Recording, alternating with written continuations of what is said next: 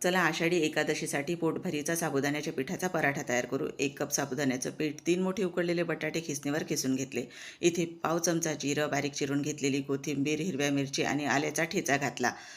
चवीनुसार मीठ घातलं आणि तयार साहित्याचा गोळा इथे आपण तयार करून घेतलेला आहे। आता तयार केलेला हा गोळा बाजूला ठेवू आणि पराठ्यासोबत खाण्यासाठी भाजी तयार करू।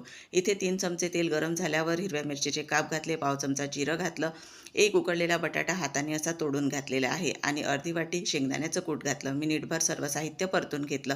यामध्ये गरजेनुसार पाणी घातलं, तुम्ही ताकही टाकू शकता आणि इथे बारीक चिरून घेतलेली कोथिंबीर आणि मीठ घातलं आणि भाजी शिजवून घेतली। तयार गोळ्याचा इथे पराठा लाटून घेतला आणि तो झाकणाने कट करून घेतला।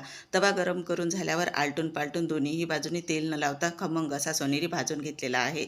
तयार पोटभरीचा पराठा आणि भाजी तयार झालेली आहे। डिटेल रेसिपी चॅनलवर अपलोड केलेली आहे, नक्की बघा आणि तुम्हाला आवडली तर चॅनलला सुद्धा नक्की सबस्क्राईब करायला विसरू नका। धन्यवाद।